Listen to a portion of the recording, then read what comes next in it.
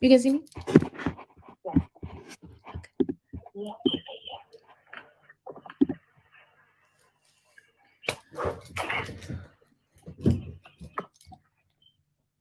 Welcome, everybody. If you can hear me and see me, just say hey. Let me know where you are listening in from. I'm super excited to be able to present to you guys tonight. Woo! For the first week, you guys, of the Live Richer Challenge, the Savings Edition. So as you guys come in, I'm giving you a couple seconds to come in, and we are going to get started. If you guys don't know me, my name is Kara Stevens, and I'm founder of the Frugal Feminista, and I am one of your Live Richer challenge instructors. And if you just give me a second, I'm going to share my screen. Okay. And making sure that everyone can hear and see me. All right. So super excited to be here. Let me know where you're calling, like where you're in from, and where you are from and why you are here, and we can definitely get started. I'm just going to share my screen.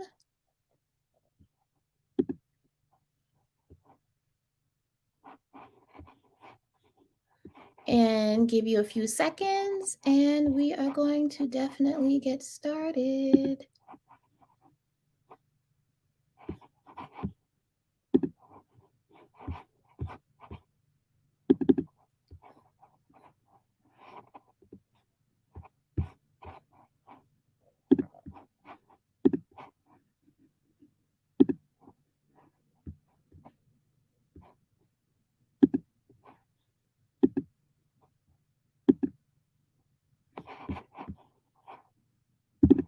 Okay.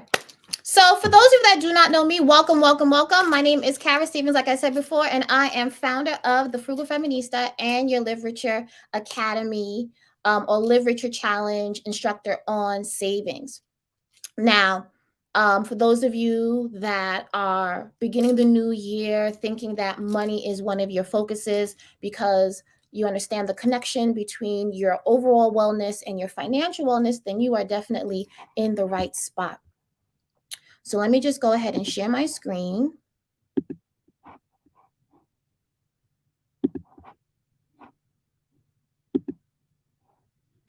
And I will get started.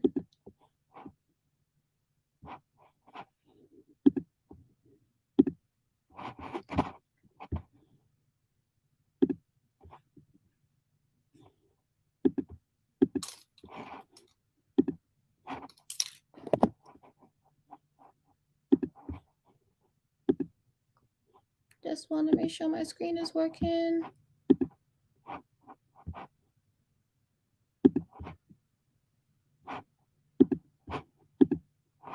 Okay, you guys, just let me know if you can see my screen. You probably should be able to. And just put it on present so you can see. And here we are. All right, here we are. So how to cultivate a savings mindset so you can grow and enjoy your money. And for like the fourth time, I'm introducing myself as Kara Stevens, founder of the Frugal Feminista. And I am a speaker, author, creator, and educator, and have been seen across various outlets, specifically talking to women about the connection between their relationship with money and how they move and feel about their money and the decisions that they make around money. And you are women who have decided to join the Live Richer Savings Edition Challenge because you understand that where you are with your money is a temporary space, a temporary time, and where you want to be requires you to do some things differently right now. And you wanted to do it with the community, and you wanted to make sure that you had support along the way. And I commend you for that.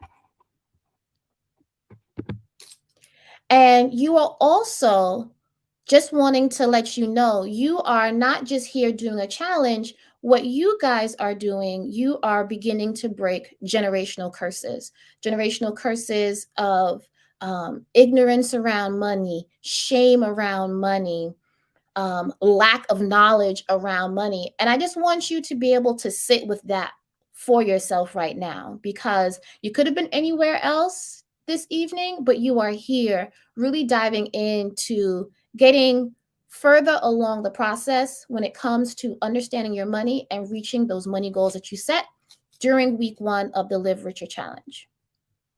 Savings edition.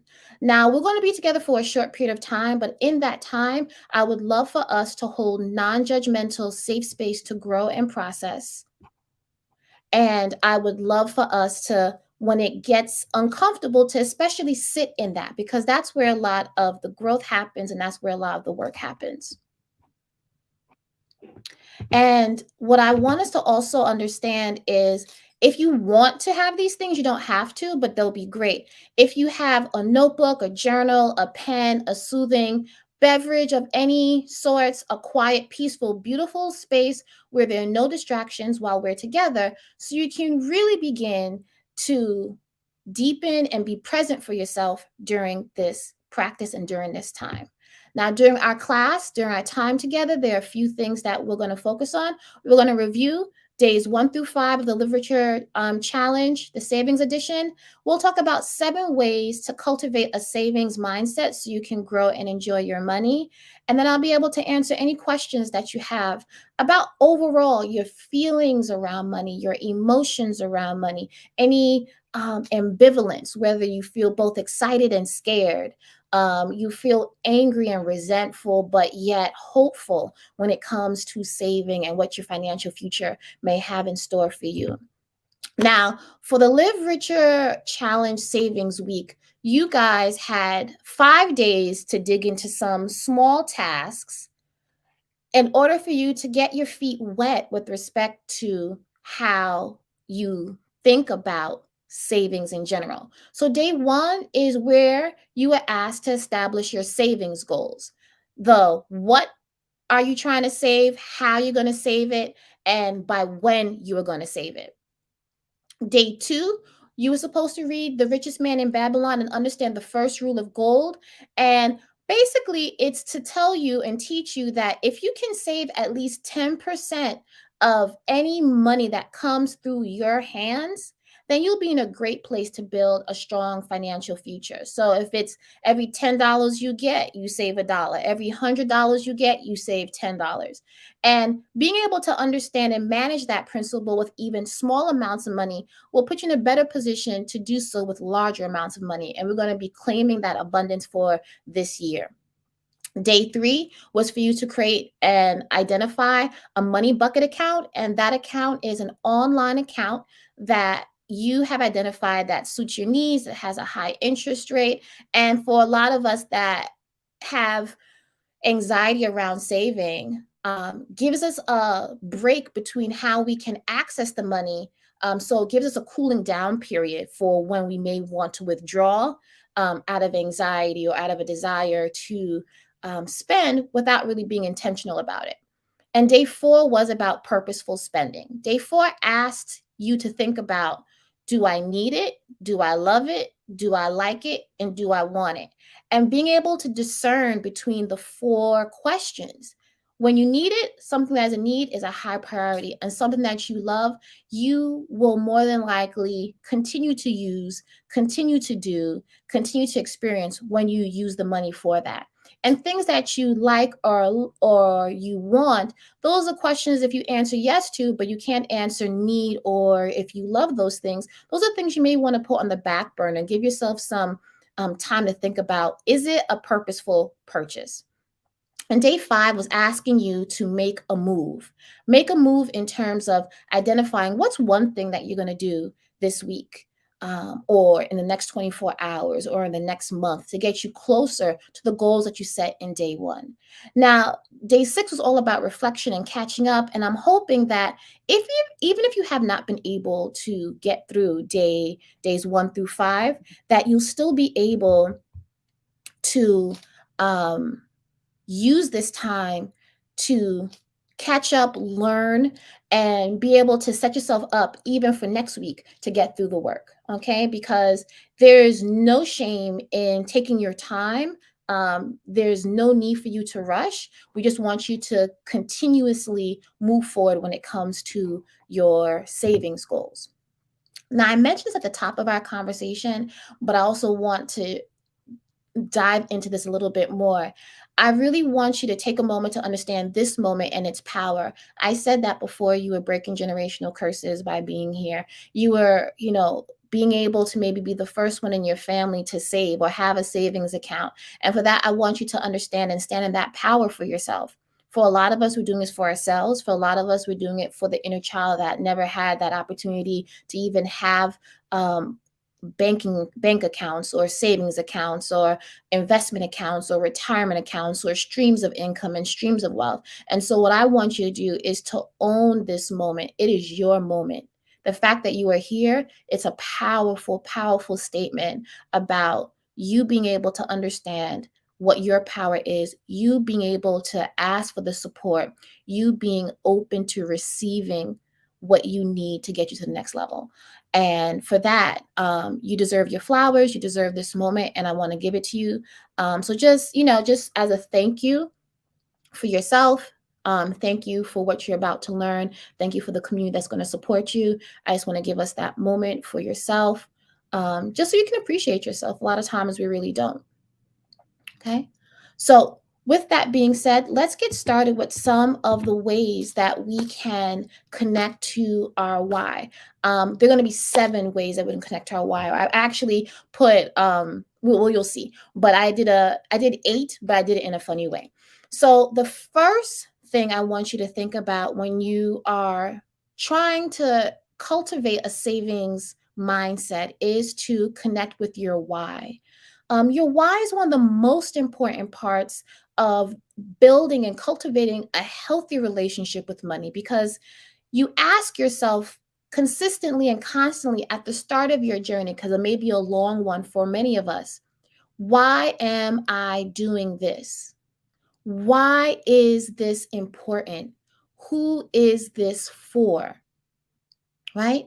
When you're able to answer that, it goes beyond the challenge after how many days that you're going to be a part of it. It's going to be one of those sustainable thoughts and feelings and beliefs that anchor you to your goal of saving. I also want you to understand that there's science behind this. When you actually know your why, it lights you up, right? And I encourage you that when you open up your high yield savings account online, you actually name the account what you're saving for. Is it because you want to save to quit your job? Is it you want to save to break generational curses, something long term, philosophical, cultural, affirming? Is this really about the culture? Are you saving for your children? Are you saving for a wedding? Are you saving for a home? What are you saving for? And everything that you're saving for, put the name on it. So, say, for example, if you want to say, I'm quitting my job, it's like, quitting my 9 to 5, 2027. Why? Because scientifically, or in terms of research empirically, it shows that when you actually name what you're saving for, it gives your money a purpose. It gives your money that why. And in that why, you not only save consistently because your energy kind of raises, you also save more, right? So rather than doing the bare minimum, you're like, no, I'm really trying to quit this job. I'm trying to get out of here. Or I want to have my dream trip to Bali with my girls. The feeling of that makes you feel great and you see yourself sipping coladas or having fun or making memories or taking selfies or coming into your new home, your own furniture, your own refrigerator, your own bed. And that visualization connects with the actions that you do. So you save consistently and you tend to save more each time. So it's really important for you to connect with your why. And if you can, in the chat, or just let me know what your why is. I'm not sure I can necessarily see you, but once we finish this conversation, I'll be able to check some of the comments and see what's going on about what your why is and why you decided it's important for you. The second I'm sorry. The second way that I want you to begin to cultivate a savings mindset is to claim it, is to claim your new financial identity. For a lot of you, it's hard for you to fix your face to say that you are a saver. But let me tell you something. If you have put money away, whether it be in a bucket, or if you've put it in your purse, or you've put it in a jar, you are a saver. Now, you may not be saving the way you want to, but you can claim saver honestly and own that. You are, by saving, becoming a wealth builder. So I want you to claim that. You are breaking generational curses of poverty and replacing them with habits and beliefs of abundance, ease, and well-being by saving consistently and saving consistently and saving more and saving with intention. I want you to know with this process that part of cultivating a savings mindset and this new financial identity is to identify the characteristics that will make you successful. You are capable. You are resilient. You are not too late. You have time. And even if you don't feel ready, you are ready, because there's never a time too late or too early to begin to be a saver. So I want you to be able to claim what your new financial identity will be. And let me know also, share it with someone, put it in the chat. Let me know, what are you claiming your new financial identity to be? Is it that you want to add on to being a saver? I am a consistent saver, right? I am a happy saver. I am a grateful saver. I am a first generation wealth builder. I am a confident wealth builder.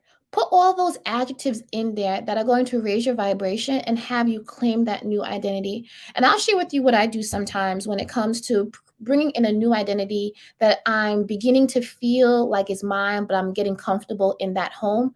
I write it out. I go to a coffee shop and I write one of my new affirmations. And these are affirmations as well, if you want to use them as such. Is, for me, the affirmation for me this year: I am as fierce as I am beautiful. That is something that I need to work on. And so I say that to myself. I write it out.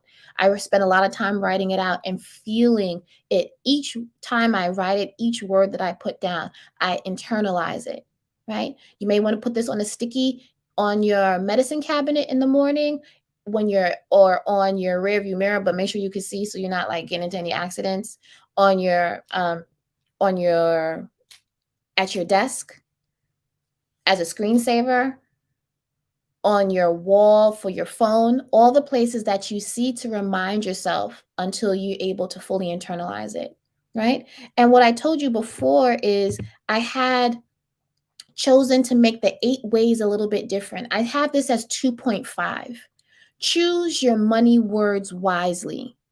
A lot of times when we're new to the idea of saving, rather than feeling good about it, we feel like someone is taking something from us, or that saving is keeping us from living our best life, or you feel deprived, or you feel that you're experiencing FOMO when you save. But I need you to choose your words intentionally in order to cultivate a mindset of saving. I want you to say things, instead of saying we don't have to save. I mean, you don't have to save if you don't want to, and there are consequences to that. But what you're doing by being here is that you choose to save, right? And when you choose to do something, you're coming from a place of agency and power. No one is knuckling you or strong arming you into saving. You choose to save because you have a why that's behind it that we just talked about.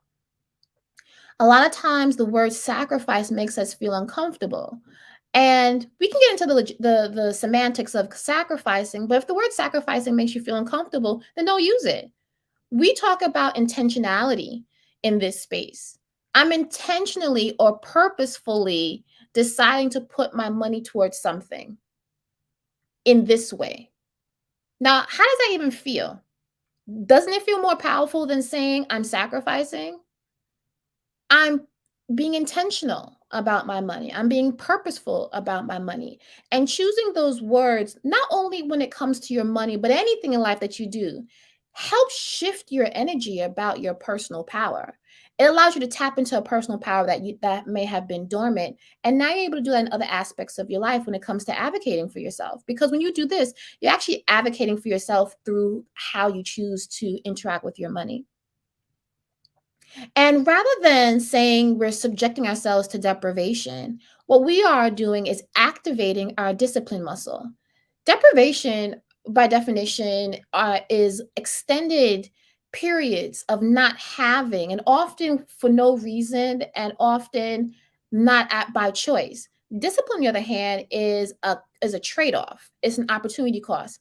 I've decided I decided to use my time to do this one thing in order to get something out of it. And there's a big difference between discipline and deprivation. And when we choose our words around our money, you begin to see that they all add up. It's not just one thing, it's all the things. So making sure you check yourself with grace about how you're beginning to approach this whole idea of saving. Are you coming from a place like, dang, I got to do this? Or, wow, I get to do this because I know that it's going to lead to something that I'm looking for, right? And there's another piece here that I haven't talked about, but your understanding around timing. Saving is a lifestyle, guys. There's no end to when you're going to stop saving. So once you understand and get comfortable with this idea that I get to save for the future in the way I choose to save, which we'll talk about in a second, you begin to see that this is for the long haul. This is for future me, this is for current me, and this is even for the past me that may not have been able to have these things that you're choosing to have in the present. So I want you to honor that. And that also goes with picking, um, this should have been three, how you want to pick to save, right? There's so many ways that you can save, meaning the how of how you want to save, but there are basically three or four ways that you can bring in money. Now, we can save by eliminating or reducing expenses. We can save by increasing income. That may mean getting a second job, maybe starting a side hustle. Um, that might mean also being intentional about how we use our credit cards for points and redeeming them. But there's just other ways. These are the various ways that we can increase our savings by increasing our income. But we'll also want to think about is you can save by doing both, or you can save by doing both aggressively. Now, there's no trophy out there, there's no certificate of achievement by doing both or doing both aggressively. What it is that you want to be able to know what your options are. If this is a process that's new to you, then saving by eliminating or reducing may be the way that you want to do it, or saving by increasing income may be another way, or you may be ready to do both. What I would suggest is, though, that you take into account what your schedule is. Because if you're going to increase your income, you're probably going to have to find time to generate that income, whether that means starting a side business or getting a gig or getting extra hours. So you have to make sure that whatever your schedule is and your availability is, it makes sense for the way that you want to save with intention. But there's no wrong or right way of how you want to save. It can also be that there are going to be seasons where saving by eliminating or reducing is going to be maybe 30% of how you save, and maybe saving by increasing your income maybe 70% of how you save. And that's okay too, right? All of them are right. It's just that you, when cultivating a mindset of saving, you get to choose with intention which are the best ways that are going to help you get to your goal. And the third mindset shift when it comes to cultivating a mindset that allows you to grow and enjoy your money is that we're not here for perfection. No one is here for perfection. Progress always trumps perfection. Who says we have to be perfect anyway in our finances? And I apologize on behalf of the personal finance community, even though it's not me, because I don't really believe that. But There are people who saying that if you don't get it right the first time, if you're not saving to the point where you can't do anything fun, if you make a mistake and you miss a savings goal, then you're a failure. Absolutely not. That is not the kind of personal finance that I preach. I preach a kind, a soft, and a embracing and supportive approach to saving. And that means that progress always comes first. And progress is an important part of the journey since this is something for the long haul. So when it comes to progress, you of course are going to celebrate anything that you do that is going to get you closer towards your goal, whether it be an attitude that you've adjusted, where instead of belittling yourself because you didn't save as much as you did, you give yourself credit for what you were able to save, and then you make sure that you adjust and pivot for the next time. It's giving yourself credit when you do something huge, like save your first $1,000, or you help somebody else, or you motivate somebody else, or you listen to a podcast, or you create a budget. Like those are all forms of progress that you do not want to miss out on in the in how perfection sometimes robs us of joy, right? And giving our and gives it and robs us of perspective when it comes to understanding how far we've come. So when it comes to progress, it's really important that you celebrate your progress. And one of the ways that you can do that, y'all, there are lots of ways, but one of the best ways is by having a journal. Every day you can have a journal where you jot down what progress you've made. Talk about the feelings it evoked to underscore what important work you're doing for yourself. If you don't like journals, what you could do is get a progress jar where you write down on a post it, you put it inside a jar, the thing that you did that showed progress and that you're proud of, right? This is a holistic celebration of financial awakening and well being. And you do not want to miss out on celebrating yourself at any part of this process and journey, right? So that is mind shift set number 3. That should be number 4. Number 5 is build systems of abundance. You know how they say on Instagram, I'm matching energy this year, or they say that I'm going to do what you're going to do to me. Well, what they're talking about is congruence, whether it be for the good or for the bad. Like, if you're going to be nice to me, I'm going to be nice to you. If you're not going to be nice to me, I'm not going to be nice to you. And you can feel how you feel about that. But what I'm talking about is your energy of savings has to match the systems you build for the same abundance. Here's what I mean by that.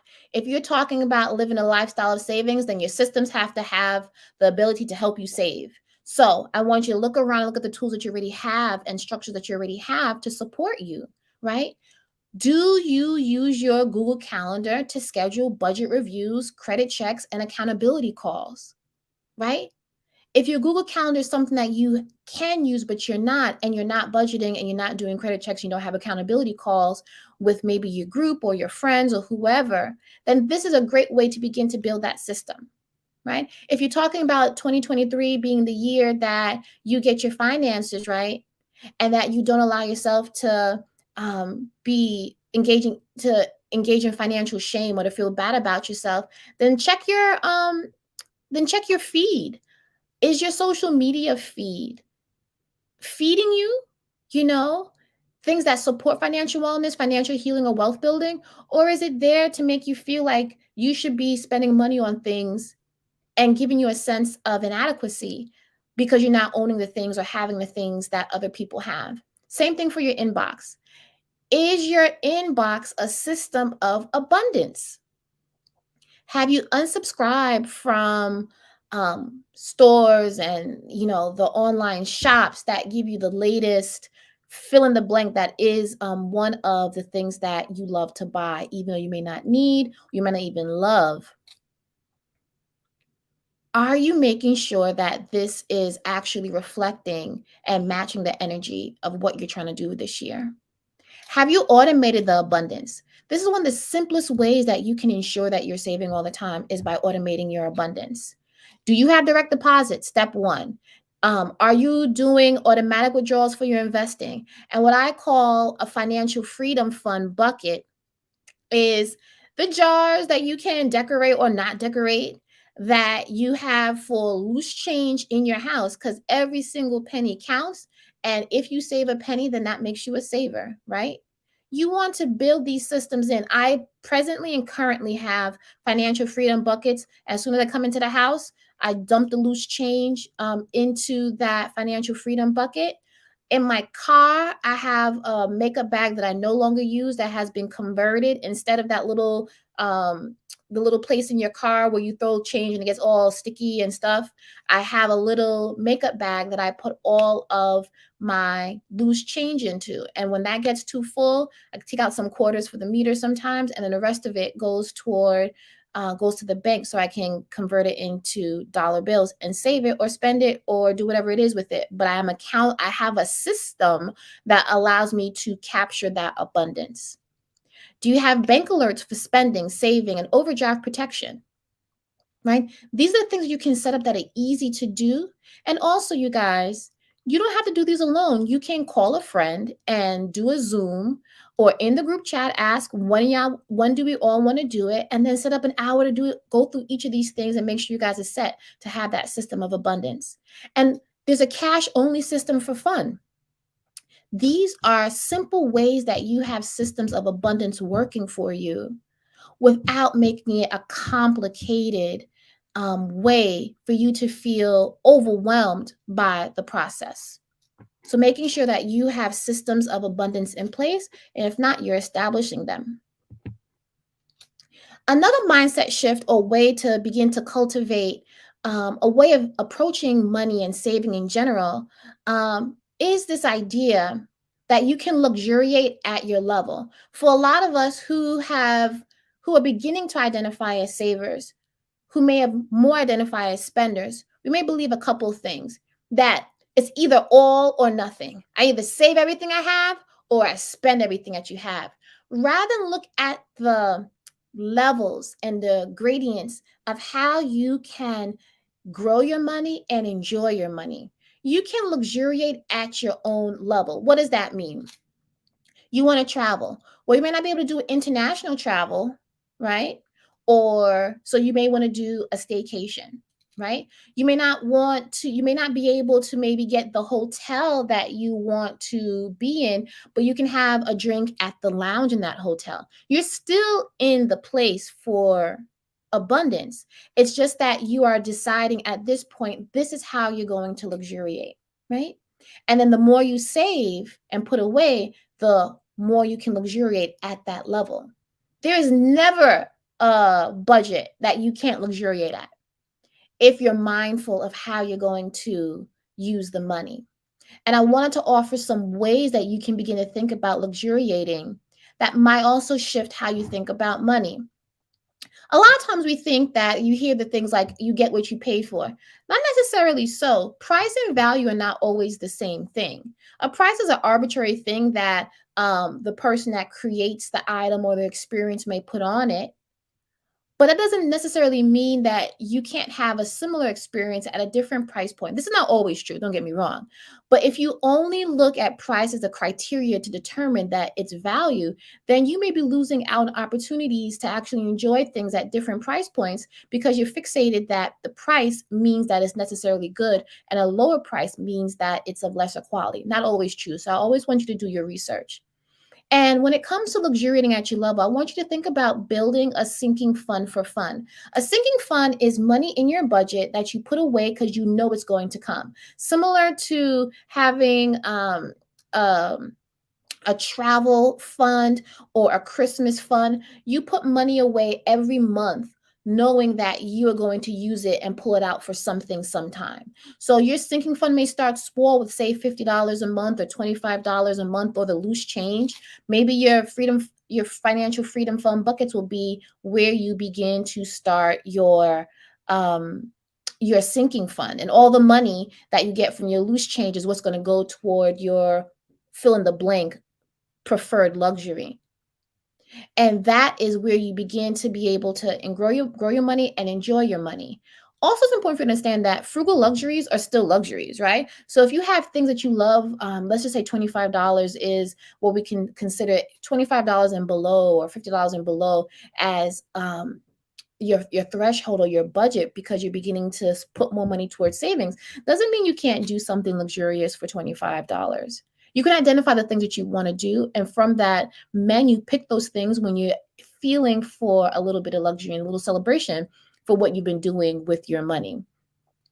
I also want you to think about, as I've been talking about, it's not an either or, it's a both and when it comes to saving, growing your money, and enjoying your money. Is saving and splurging can happen at the same time. What I call structured splurging. And that's directly related to, number one, having a list of frugal luxuries that you enjoy.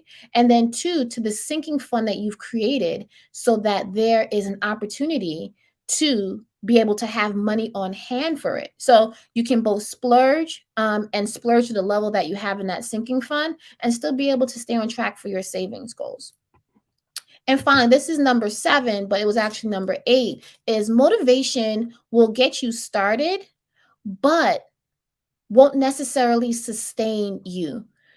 And what I mean by that is, a lot of us, I get a lot of questions in the women that I work with when it comes to helping them understand their money mindset. They'll get really excited about something. I really want to save. I really want to hit my financial goals. And they'll feel really good about it for the first, month or two. And then something happens and they get distracted, or they come across an obstacle, then they lose motivation.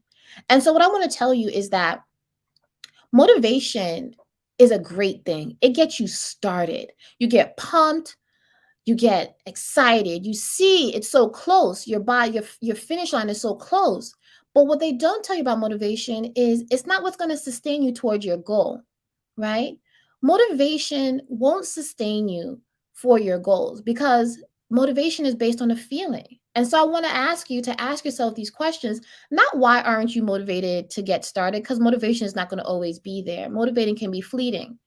Motivation can be fleeting, but I want you to ask yourself, does this feeling have to dictate how I act, right? So even if I don't feel like saving, can I still save? Yes. And I put here, can I angry save? Absolutely. Can you be in a bad attitude when you save? For sure, as long as you save. And I think it's important for us to understand that feelings are not facts, and that we can feel other things in addition to how we feel. And so I want us to think, how will I feel about myself and my success after I make this savings deposit? How will you feel about yourself? Not the process of or the feelings before, because they can distract you from what a new feeling will be when you decide to do something despite the feeling. And I want to leave you with this as a final thought. How would the woman you're growing and evolving to be when it comes to her relationship with money, how would she handle this approach to saving when she doesn't feel like it? Would she say, you know what, I don't really care, it doesn't really matter to me?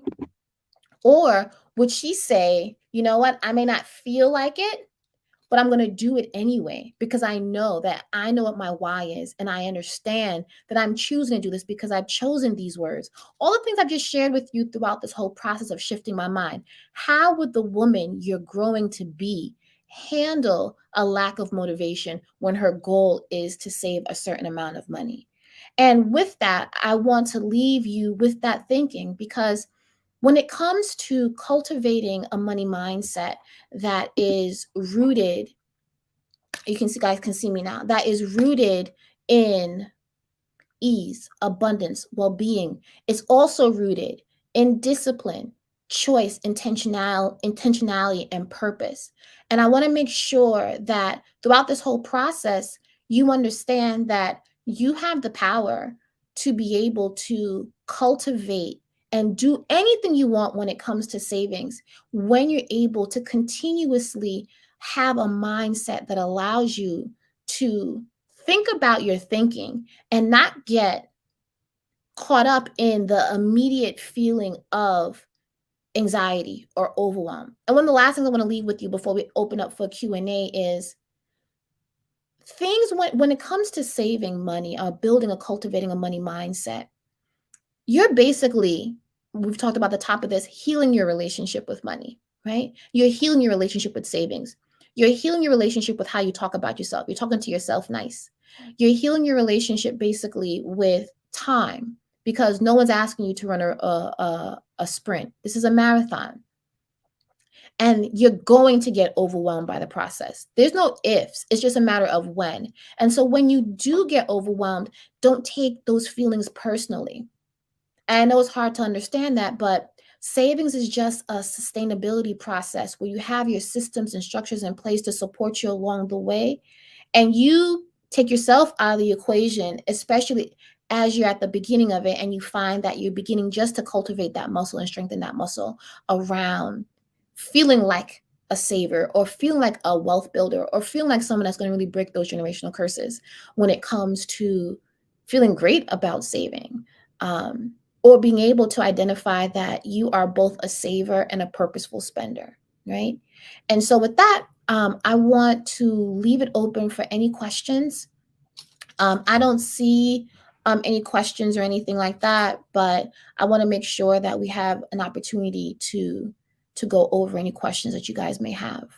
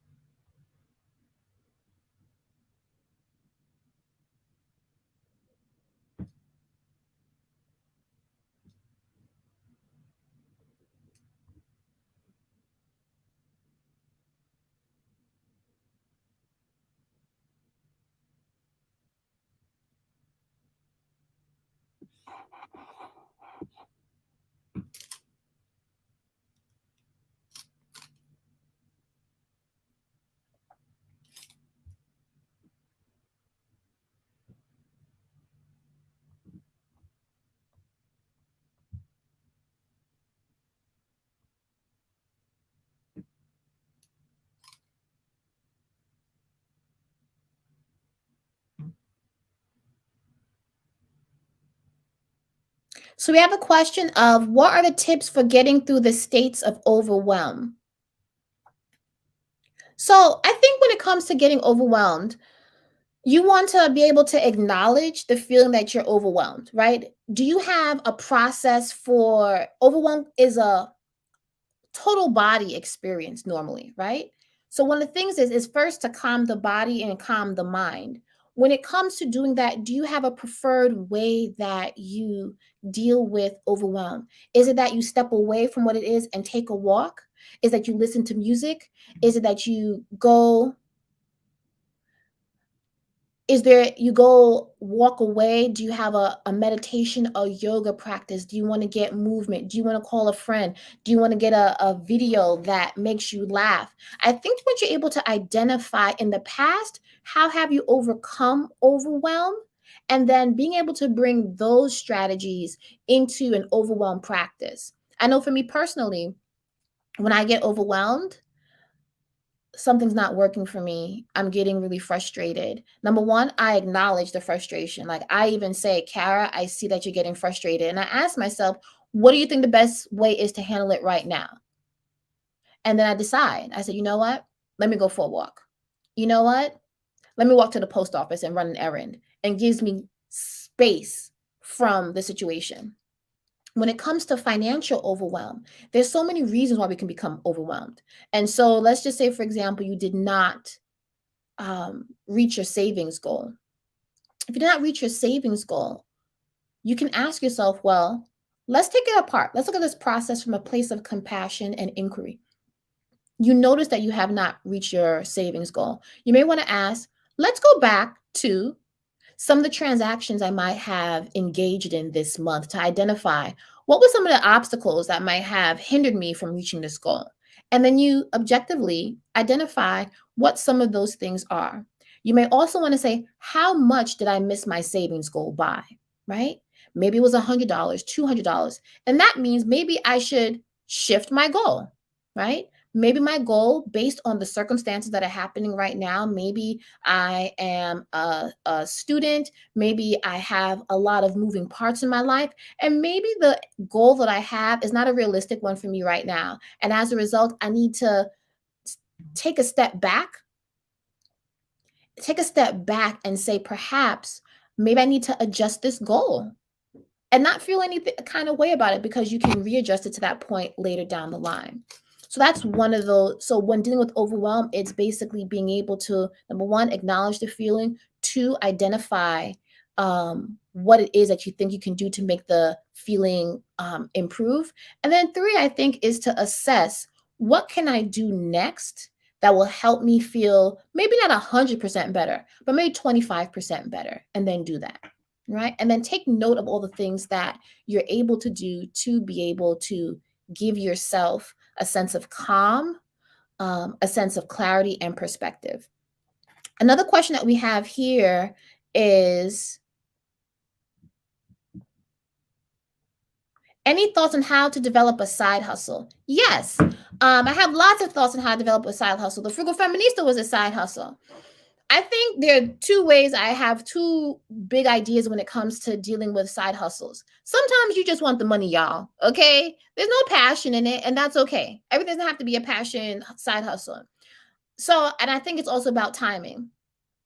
If you want a side hustle that can possibly become like a business or something like that, I think it's identifying a passion that you do have, and something that you can maybe do for, that you're good at too, because not just what you like, it's what you're good at, and that you've seen other people be paid for. So if you love coaching or writing or speaking about a particular topic, there are a number of ways that you can monetize that. So that's one, is to find that sweet spot of, you're good at it, people need it, people will pay for it, and it's already done in the market. That kind of validates the idea. And then you can set a price point for how much, say, for the month, how much revenue do you want to generate for the month with respect to that side hustle. So let's just say your goal for saving is $10,000, right? Now, if you find a side hustle or identify a side hustle at that sweet spot that can actually begin your price point at $1,000 per service or per product or per experience, then you're in a position that with doing 10 of those um, experiences, products, or services, you'll be able to generate $10,000, right? On the other hand, if you just want the money, right? There are tons of side hustles that you can do that I would say are more gig economies, where you can do DoorDash, you can rent something, you can rent a part of your house, you can rent your parking lot, you can rent your car. So I think when thinking about side hustles, you also want to think about, do I really want to create a whole experience for myself, or do I just want cash more quickly? And that also incorporates your calendar. How much time do you really have to dedicate it? Because with some side hustles, they can take off like that. And sometimes they're like a slow burn that after a while you begin to generate, but it takes a little while to do so. So I hope that helps you in identifying that. And also just doing a quick Google search of side hustles that you can go down, because there are a ton of side hustles that range from, you know, passively, where you rent space in your home, to things that you can actively do, like be a virtual assistant or a photographer, things that you love, hair braiding, things that people tell you that you're great at. That's another place for you to find out what you can do as a side hustle. I'm always asking people, how can you teach me how to cook, because that's not my thing, you know what I mean? Can you teach me how to do makeup? Can you teach me how to fill in the blank? And maybe what you want to do is poll the people around you to ask them, hey, when you think about me, what do you think about in terms of what I'm good at?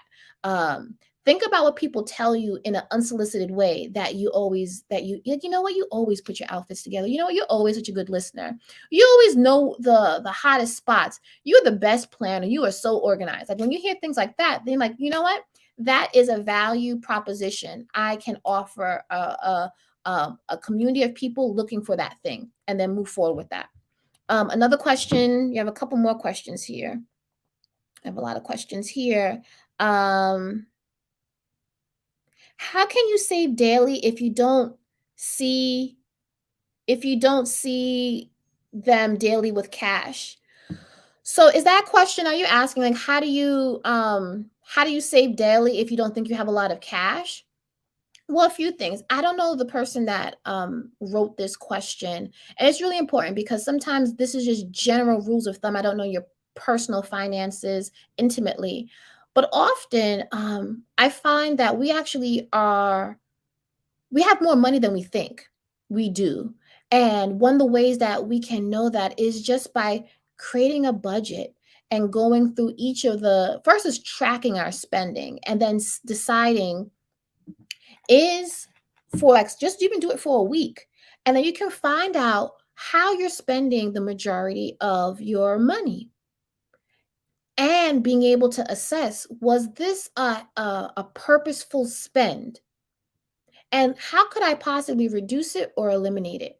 And I think another way that we can often reduce without feeling deprived, like a lot of us ask, is to look at the duplicates and triplicates in our subscriptions. Number one, there are times when you don't even realize that you're being automatically billed for a subscription, or you can get it, or you're not even using that thing anymore. So going through how much you're being, your monthly subscriptions are being taken away out of your account, that's a great way for you to find extra money and save that. I think also things like fixed expenses. A lot of times of us we think that fixed expenses are expenses that can't be changed. Fixed expenses, however, are expenses that are the same price every month.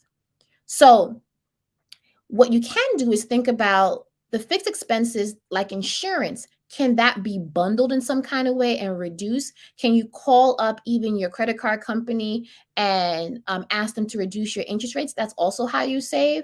But when it comes to like asking for companies to reduce the rate from your credit, I mean from like your insurance to bundling it to your TV, your internet, that's another place where you can reduce spending.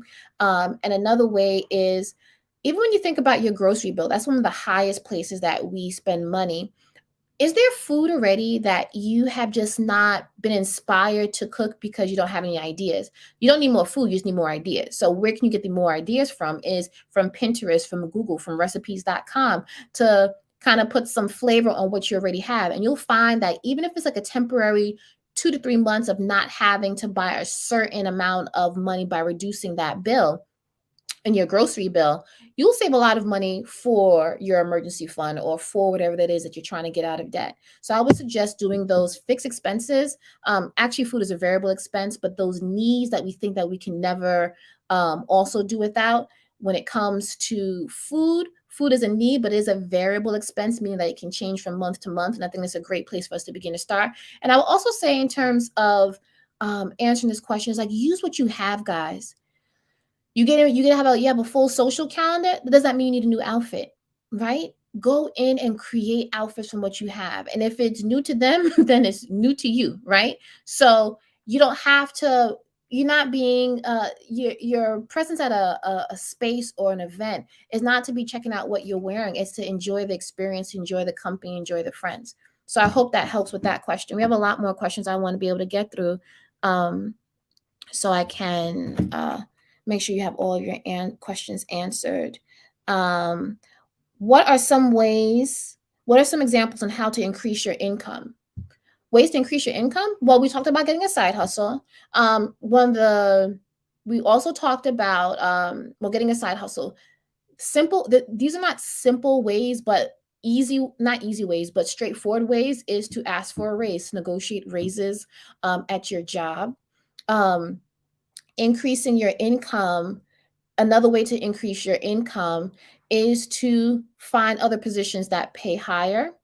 Other ways to increase your income is to start your own business. And investing increases your overall wealth in general. And wealth and income are two different things. But overall, when it comes to increasing your income, it's just a matter of asking for more money, making more money, and maybe perhaps doing both at the same time. Um, We have here, what are some visualization tips for savings? Ooh, great question. Visualization tips for savings. What I do just in terms of visualizing anything is I sit up straight. I really begin to put myself in a position to like 6 months from now, what am I doing? Like, what do I do? Like the whole thing. I'm opening up.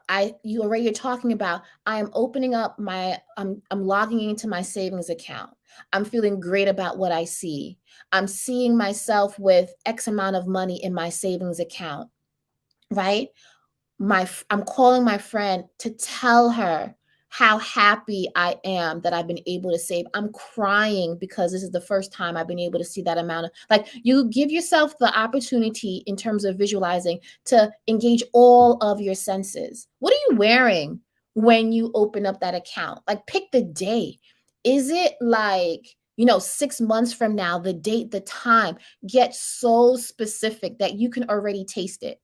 And this is what world-class athletes do. Like when they're training for the Olympics, they're training for a game, they do it in their body, but they do it in their mind. So I'm getting excited just thinking about how much am I saving by this time. I see myself looking, and maybe I have, this particular outfit on. I have this drink that I'm my favorite drink as I'm logging in. I'm wearing this particular scent because smells are important for me, right?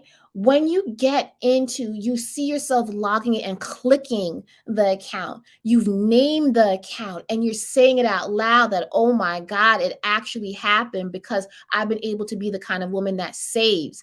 I am saying the things out loud as it's happening to me. Like, that's how you begin to visualize, because you already get into the energy of it. Like, it's already done, sis. Do you know what I mean? It's just like your new self, your future self, just waiting for you to come. It's like she's waiting for you. She knows that you're going to arrive. And even talking like that now, you begin to feel like, yo, this could happen for me. And if 6 months is too far away, think about a week from now. Think about you coming back to your account, opening it, and knowing that in a week there'll be $300 more. How are you celebrating? Who are you telling? What are you wearing? What are you saying? What music is playing? That's how you begin to visualize. You engage all of your senses, right? And then you celebrate. And then you set the next visualization.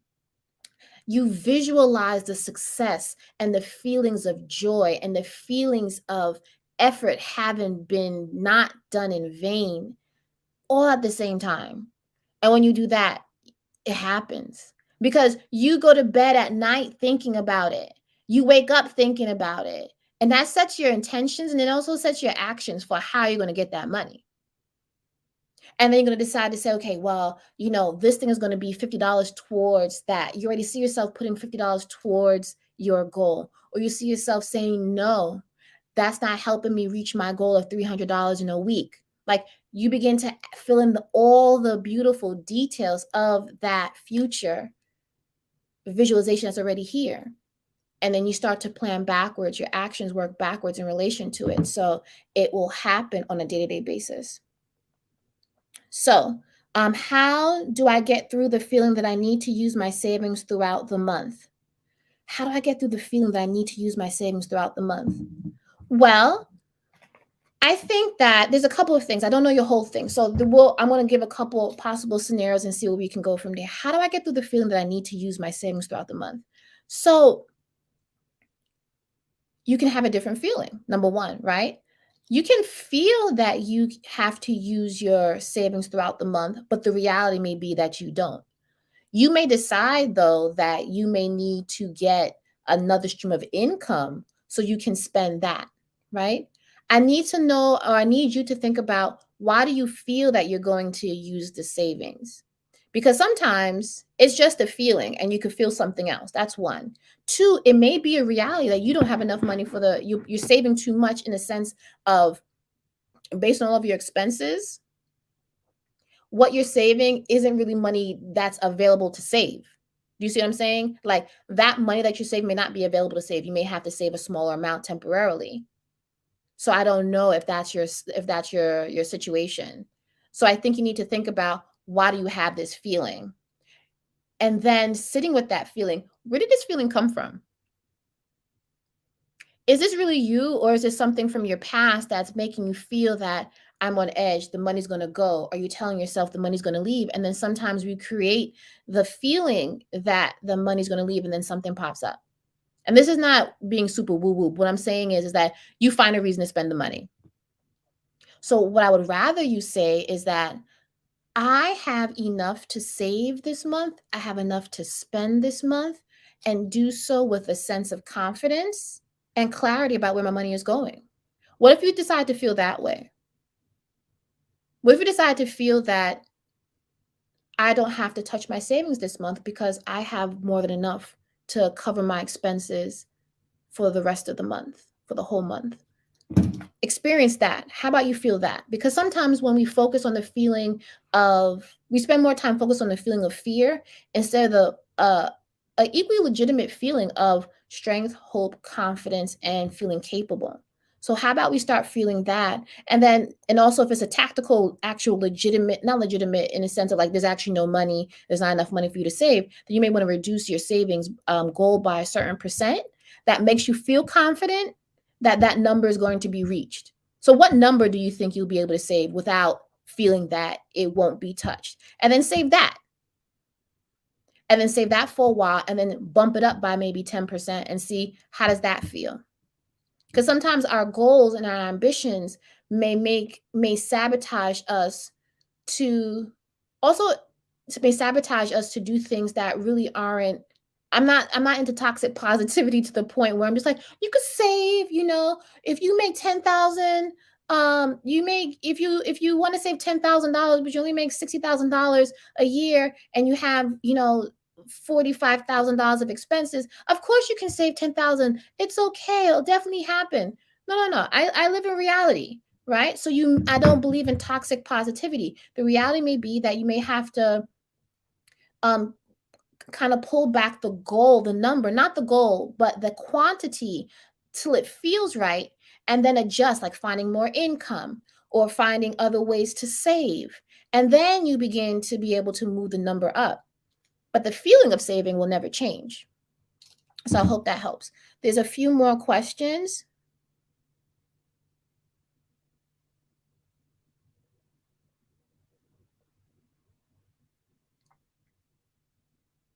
All right.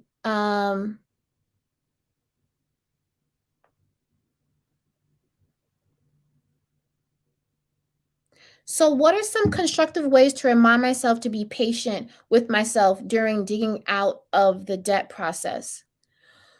Um, so Regina, you asked that constructive ways to remind myself to be patient. Well, I want to ask you, when you think about what you currently say to yourself, what are some of the things that you say? And would you say those things are kind and patient? And what are some patient and kind things that you can say to anyone that you know that'll be digging out of debt? What would you say to them? And can you use that same language on yourself?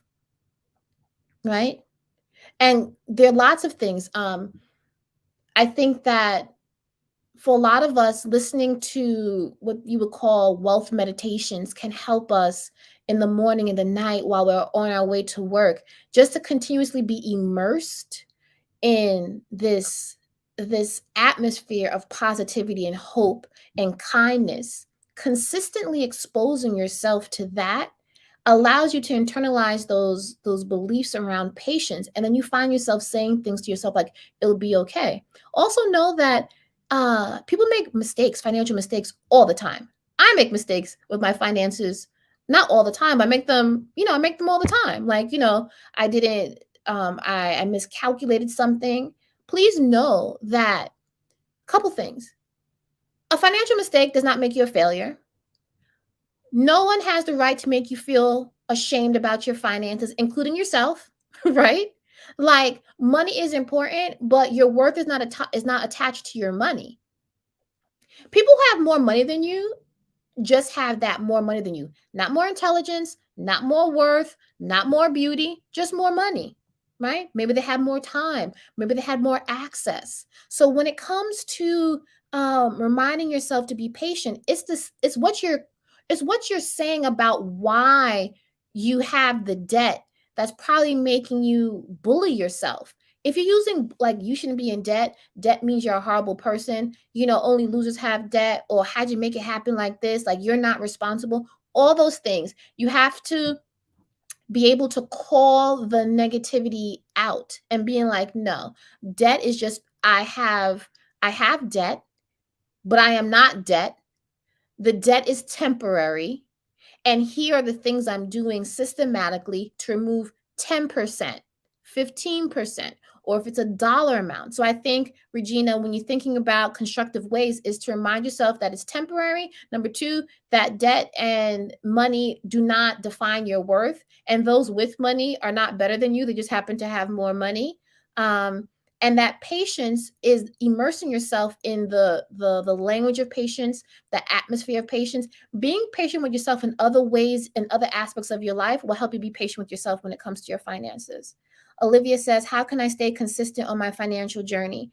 Well, I think consistency is important. I think a lot of times we decide that we want to have impressive goals. And I don't think impressive goals is what gets you to the win. I think goals that are manageable, that are doable, that are small, that makes you feel like, okay, I can get this, and that it gradually build on one another, allow you to develop your consistency muscle, right? And I think being consistent in other areas of your life will help you be consistent in your financial life. So is it that you're consistent and give yourself a streak? Like, I want to be consistent for 21 days.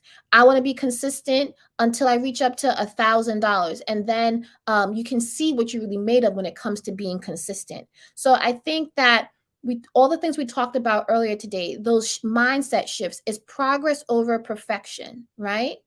And that motivation is not going to get you all the way. It's the practices. Staying consistent also includes automating your savings, right?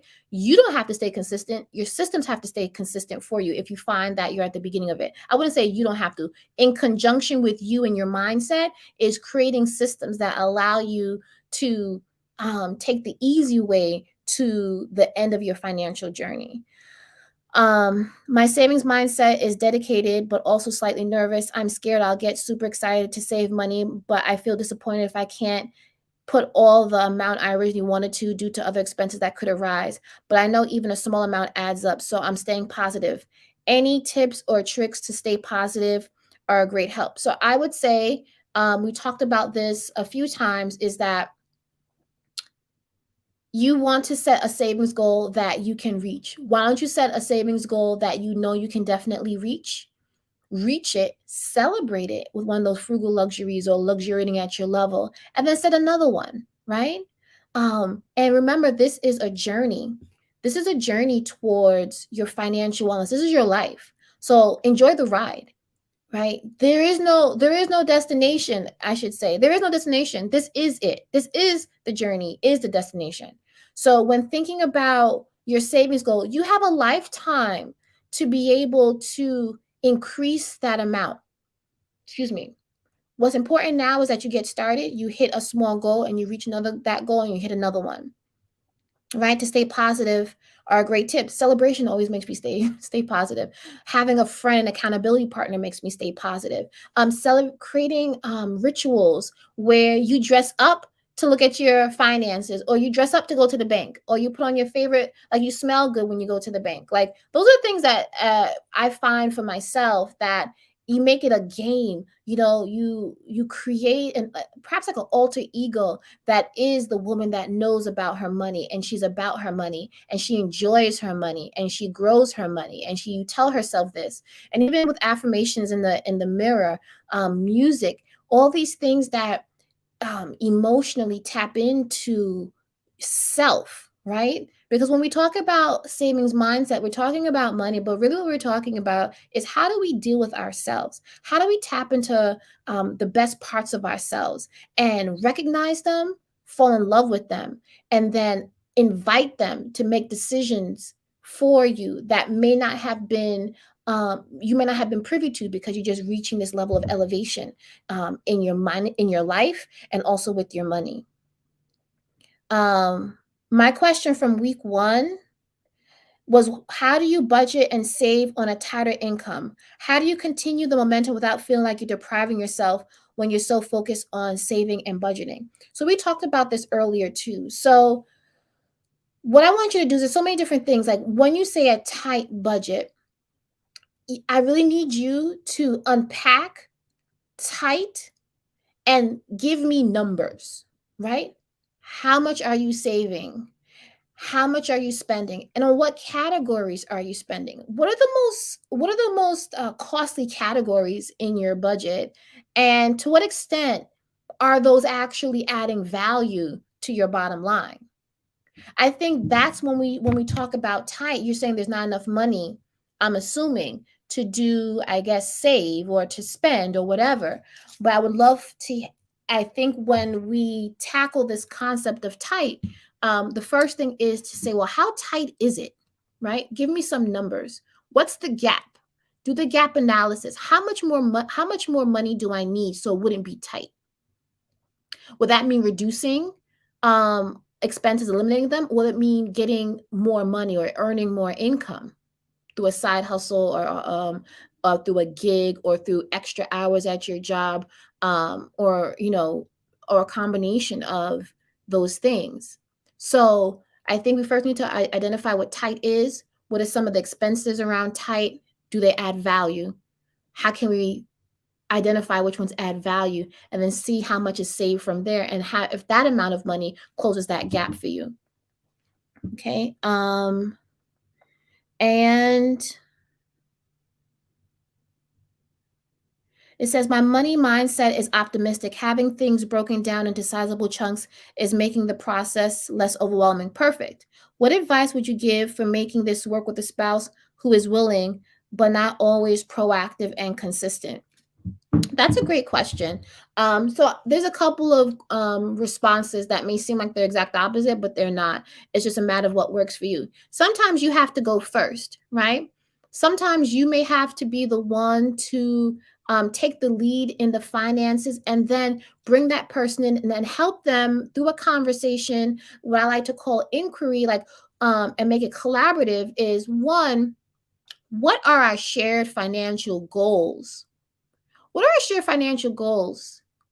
And what actions are we taking that help us reach those goals or keep us further away from those goals? Have those questions. And there's no judgment in any of the answers. It's just more of being an inquiry based, solutions based couple.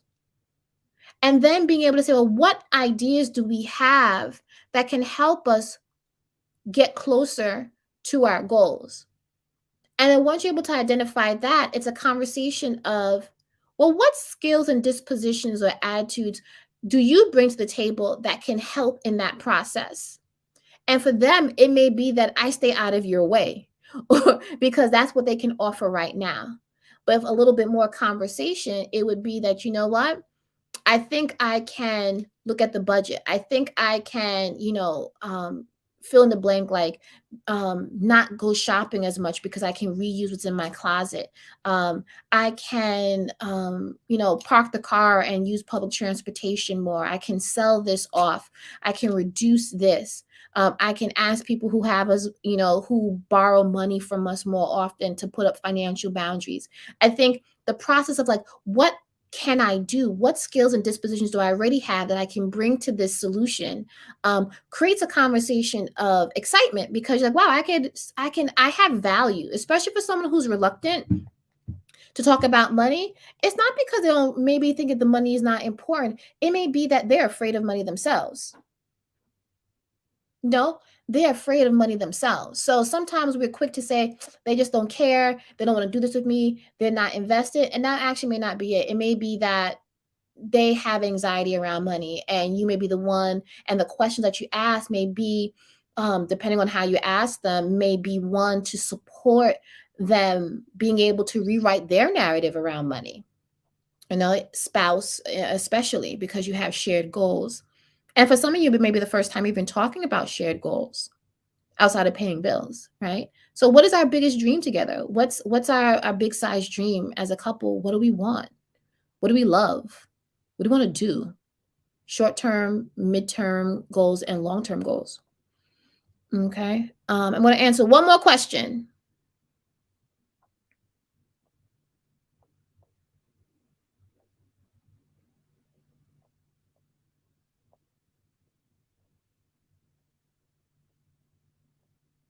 I think I answered them all.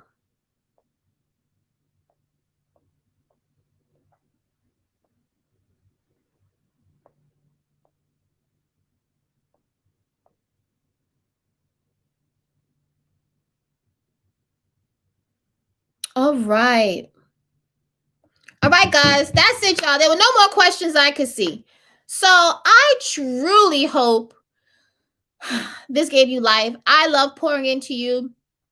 Mindset is an important part. Mental health, emotional health around money is super important. You think that people aren't doing things because they're lazy or because they don't care, or the flip side, you think people who have lots of money and they're making these big deals, you think they have a healthy relationship with money, and that's not always the truth. It's sometimes equally driven by fear and feelings of inadequacy. And so what I'm hoping is that as you begin to be the first in your family, maybe, or be to grow into the saver that you want to be, to have the relationship with money that you want to have, that you are kind and gentle with yourself, that you remind yourself of the money shifts that you're making day in and day out, and those money shifts lead to decisions around money that support those goals. I want you to always remember that you are a saver. I want you to always remember that you are a wealth builder. I want you to always remember that you are worthy.